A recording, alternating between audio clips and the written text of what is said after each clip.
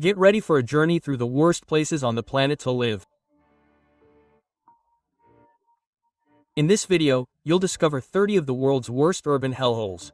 Places where chaos has taken over, where human life endures amidst garbage, bombings, pollution, and social collapse.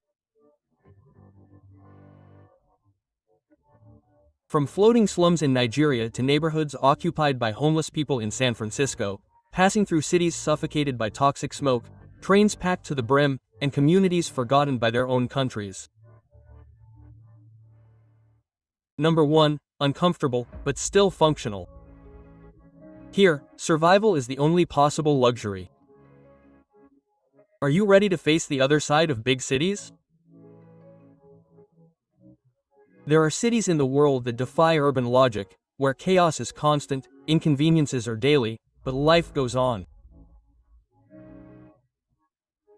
Places where discomfort has become part of the routine and where millions of people continue to live, work, and adapt.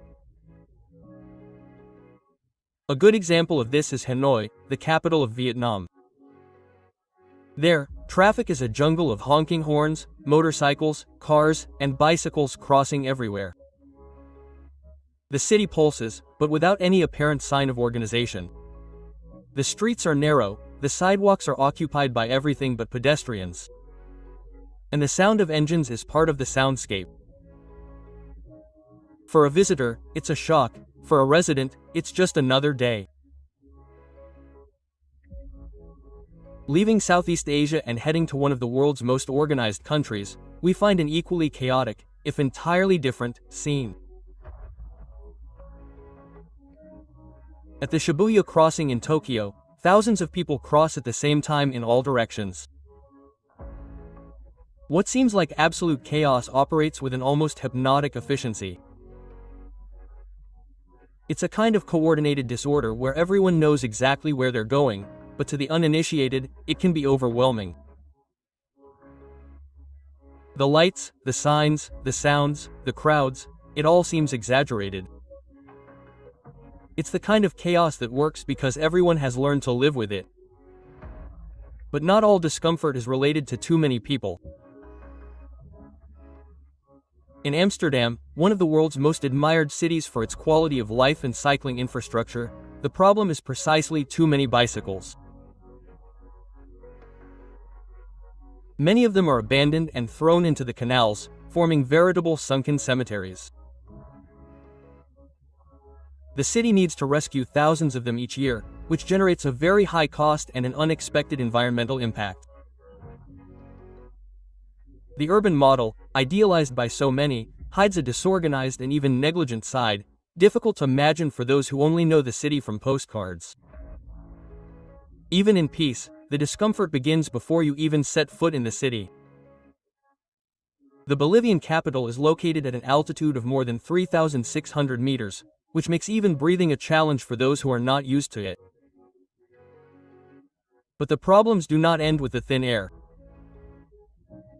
The city was built in a valley with housing cramped on the hillsides and narrow streets that barely support today's traffic. Transportation is limited, infrastructure is precarious, and urban growth seems to completely ignore geographical boundaries. Still, peace works. It is confusing, intense, exhausting, but alive. And in Chongqing, China, we find an architectural solution that looks like something out of a science fiction movie. A monorail runs through the 6th floor of a residential building. Yes, it literally runs through the building. Residents coexist with the train passing through their windows at regular times amidst noise and vibration. It may seem absurd, but it is a practical response to the lack of space and uncontrolled urban growth. The city has found a way to coexist with the impossible. And if a train line running through a building already seems surreal, how about living on the roof of a shopping mall? In some Chinese cities, entire houses have been built on top of shopping malls. Families literally live on consumption. It is a type of urban patch that reveals the lengths to which human beings are willing to go to continue inhabiting saturated spaces. creativity mixes with desperation. Amidst concrete and steel, solutions are born that no one would imagine, but that somehow still work. These places show that urban chaos does not necessarily mean collapse. Sometimes it's just a different and uncomfortable way of moving forward.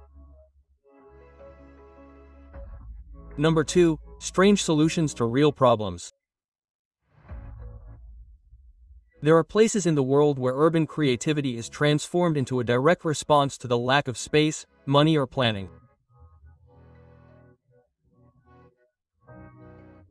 Solutions that at first glance seem innovative, even ingenious, but with a little more attention reveal layers of desperation, neglect, and improvisation. New York, for example, is a city where sleep and suffocation share the same roof, literally. With real estate among the most expensive on the planet, thousands of people resort to so-called micro-apartments. Spaces so small that a bed, a sink, and a table now take up almost everything. People living in less than 10 square meters, with no windows, with shared bathrooms or located in the hallways. This is the metropolis where luxury and extreme narrowness coexist on the same street, separated only by the price of rent. In Hong Kong, the situation takes on an even more dramatic scale. So-called monster buildings are giant skyscrapers that house thousands of residents crammed into tiny cubicles. Apartments that barely allow a single bed, where cooking, sleeping, and storing belongings can all be done in a single square meter. Natural light barely enters, hallways are narrow, and silence is impossible. From the outside, the architecture is striking. Inside, life is compressed to the limit. A vertical existence where each floor hides hundreds of stories trapped between damp walls and low ceilings. And not far from there, in mainland China, another type of urban collapse caught the world's attention: bicycle cemeteries. The country bet heavily on bike sharing as a sustainable solution to traffic, but an excess of companies, a lack of regulation, and massive abandonment created a monumental problem. Millions of bicycles were discarded on vacant lots, piled up without use or purpose. The brilliant idea became a symbol of waste and logistical failure. What was green mobility was transformed into visual pollution. A sea of metallic colors occupying spaces that were once streets, parks, and sidewalks. In Venezuela, another type of strange solution took shape at the height of the economic collapse. Without access to formal housing, many families began to occupy abandoned or unfinished buildings, such as the Tower of David, a never-finished skyscraper that became home to thousands of people. With no elevators, improvised staircases, and clandestine water and electricity connections, the building was transformed into a self-managed and improvised vertical urban microcosm. It was not designed for anyone to live there, but it became housing out of necessity.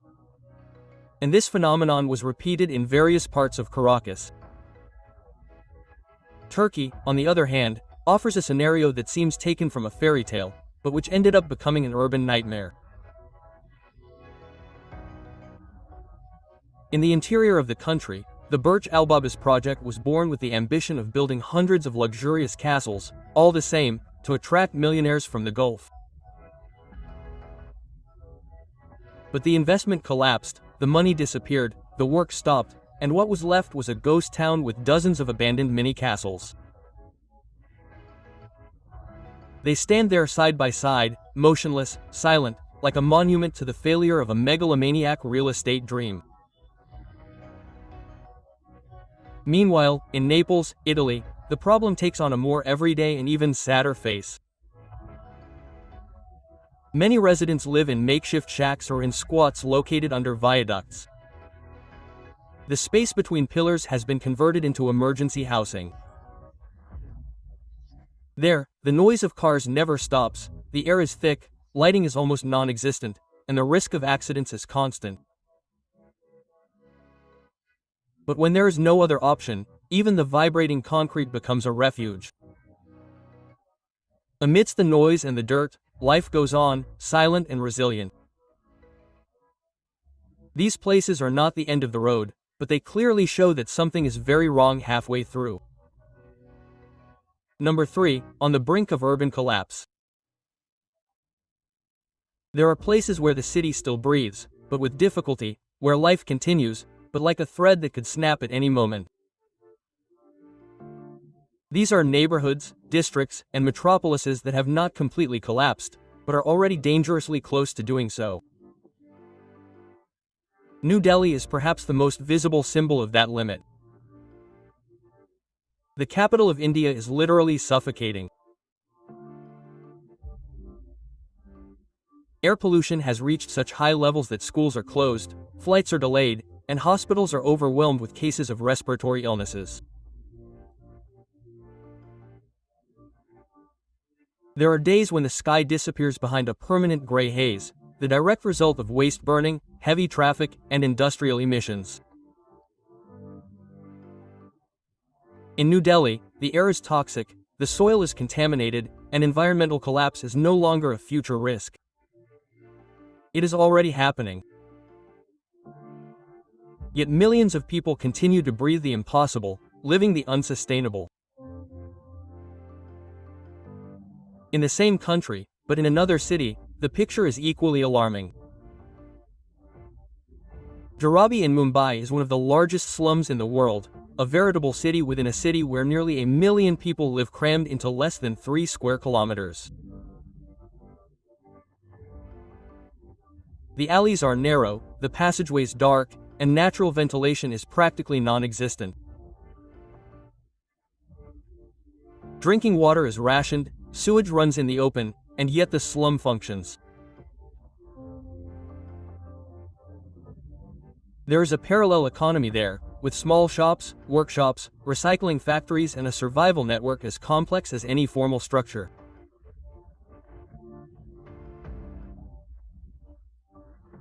It is proof that human resilience can exist even in the most adverse conditions, but that does not make the place any less unhealthy or unjust. Lagos in Nigeria is another example of a city in slow collapse. It is one of the fastest growing metropolises on the planet, but population growth is far outpacing available infrastructure. Traffic is chaotic at all hours of the day, with traffic jams lasting hours. The lack of efficient public transport forces millions of people to rely on makeshift vans or motorbike taxis. Electricity is unstable, water supplies are irregular, and in many neighborhoods basic sanitation simply does not exist. Lagos is a vibrant city, full of potential, but it seems always on the verge of collapse, as if trying to run with its feet trapped in concrete. In the United States, just a few blocks from the most expensive buildings in Los Angeles, there is an area called Skid Row. Thousands of people live there on the streets, in tents, marquees, and makeshift shelters. It is a territory where neglect is evident and the contrast with the rest of the city is striking. In one of the richest cities in the world, hundreds of people sleep on the ground, surrounded by filth, violence, and disease. It is not a question of lack of money, but of a social collapse that has been dragging on for decades, ignored by public policies and by society itself. In Indonesia, the Citarum River has become a symbol of the environmental destruction caused by decades of industrial neglect. Its waters, which once fed crops and entire communities, are now dark, covered in plastic waste, chemical foam, and heavy metals. Residents still use the river to wash clothes, fish, or bathe, not by choice, but for lack of alternatives. Children play on the banks of a watercourse that should no longer be called a river. The degradation there is not only environmental, but also human. And in Romania, Ferentari represents one of the largest urban ghettos in Europe. It is a marginalized neighborhood in Bucharest, inhabited mainly by Roma families. The streets are in ruins, the asphalt is broken, the buildings are invaded by leaks, and many homes do not even have official documentation. For decades, the place has been ignored by the authorities. Crime is high, access to basic services is limited, and residents live under the constant stigma of exclusion. Ferentari is not an urban planning error, it is the direct consequence of systematic neglect. These places are not war ruins or natural disaster zones, they are urban centers. Alive, full of people who continue to exist despite the evident collapse that surrounds them. Number 4. Living on garbage and marginalization. There comes a point when the concept of home loses its original meaning. When a home is surrounded by garbage, insecurity, absence of the state, and constant violence, what remains is little more than a shelter. And often not even that. In various corners of the planet, millions of people live in conditions that are bordering on the unbearable. They survive where they shouldn't live, not by choice, but for lack of alternatives. One such place is the Zabaleen neighborhood on the outskirts of Cairo, known as the City of Garbage Dumps. There, tens of thousands of people make their living collecting, sorting, and recycling the Egyptian capital's trash. It's a community that has literally built its life on the waste of others. The streets are filled with plastic bags, cans, food scraps, and hospital waste. The smell is unbearable, the health risks are constant, but paradoxically, the city would not survive without them. The Zabaleen do the work that the government doesn't. They transform trash into income, but they remain invisible, trapped in a cycle of poverty and exclusion. From Egypt to India, the picture is no better.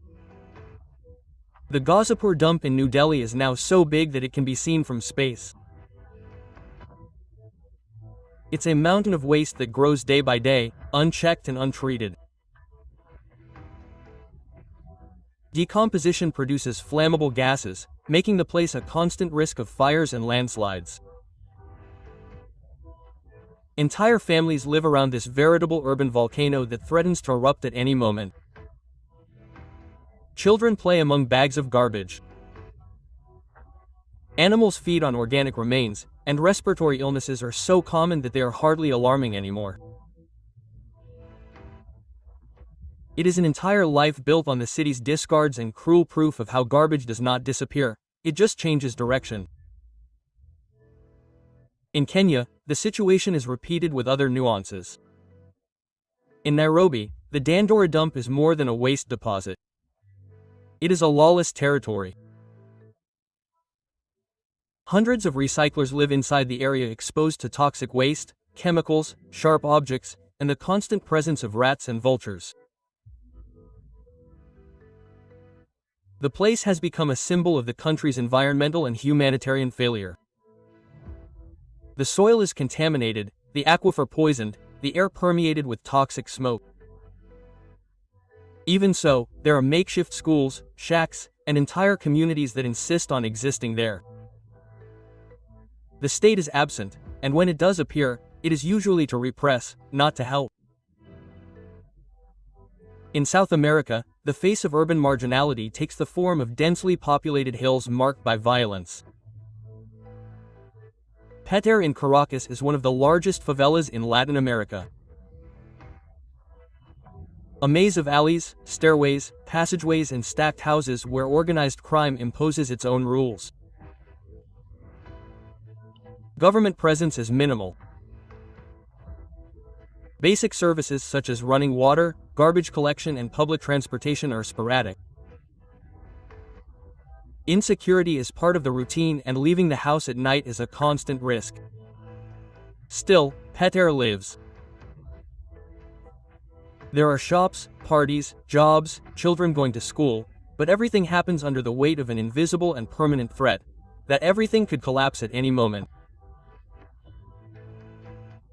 In Brazil, the Rocinha has become a contradictory symbol.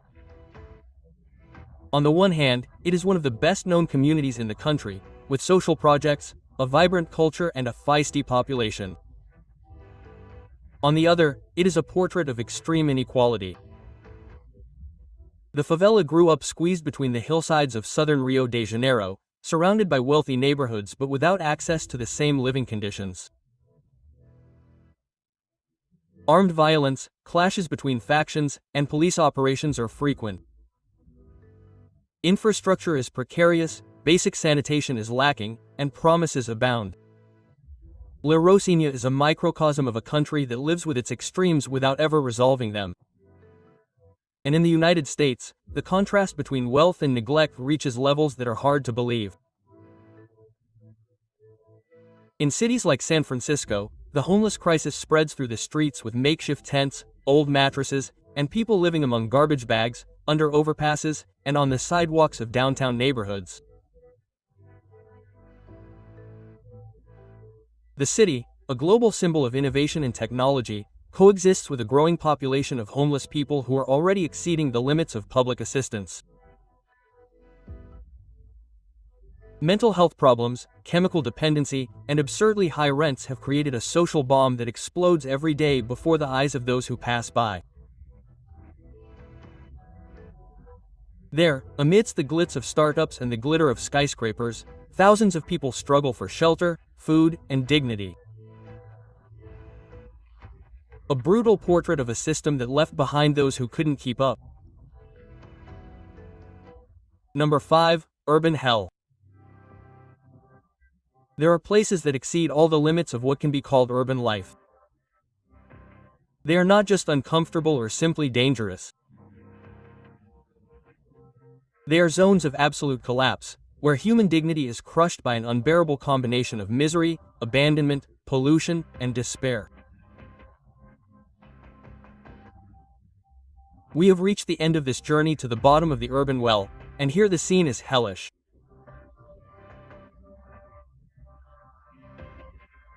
On the shores of lakes in Nigeria, the community of Mako defies the laws of survival, built on stilts floating on the black and polluted waters of the lagoon of the aquatic slum that is home to tens of thousands of people. There are no streets, only unstable wooden walkways. The smell is acrid, the result of the sewage dumped directly into the lagoon and the garbage that accumulates in every corner. There is no garbage collection system, no sewage system, and the electricity supply is precarious. Children paddle small canoes between the shacks. Residents live with mosquitoes, rats, and infectious diseases.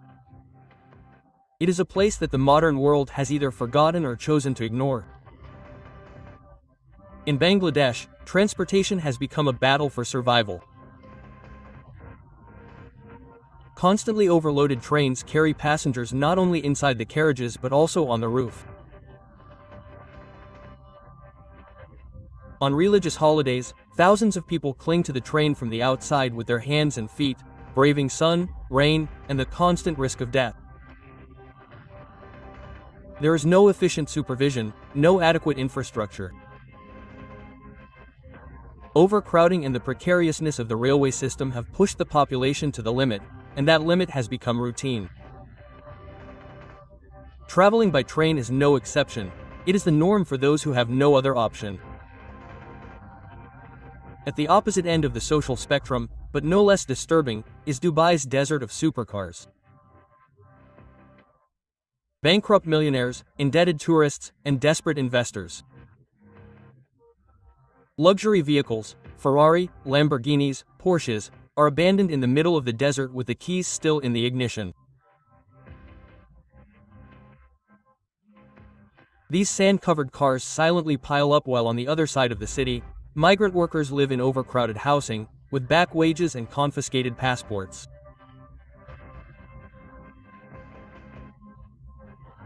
The glittering city of mirrored glass skyscrapers belies a system of brutal inequality, where extreme luxury coexists side by side with modern slavery. The glitter of Dubai, in this context, only illuminates the surface of a dark reality. In Ur, Pakistan, breathing has become a threat. The air is so laden with pollutants that on many days of the year visibility is no more than a few hundred meters. Schools are closed due to the toxic smog. Children develop respiratory diseases before they can even read. Uncontrolled urban growth, coupled with waste burning, an obsolete vehicle fleet, and a lack of environmental planning, has created a permanent bubble of smoke over the city. No mask is enough. Living there is like smoking unintentionally. Dozens of cigarettes a day. Closing this brutal panorama, we come to the Gaza Strip in Palestine. There, the concept of urban life has simply ceased to exist. Streets destroyed by bombings, buildings reduced to rubble, hospitals collapsed, lack of drinking water, electricity available only for a few hours, when it is available. The civilian population, cornered and without escape routes, lives in makeshift shelters under the constant risk of new attacks. Schools are transformed into shelters, markets disappear and hunger sets in as routine. What was once a city is today a pile of ruins with people trying to survive amid fear, the buzz of drones and the smell of destruction. In Gaza, urban hell is not a metaphor. It is the daily life of more than 2 million people forgotten by the logic of the world. These places should not exist, but they do, and ignoring them is allowing them to continue growing invisibly, like open wounds on the bodies of large cities.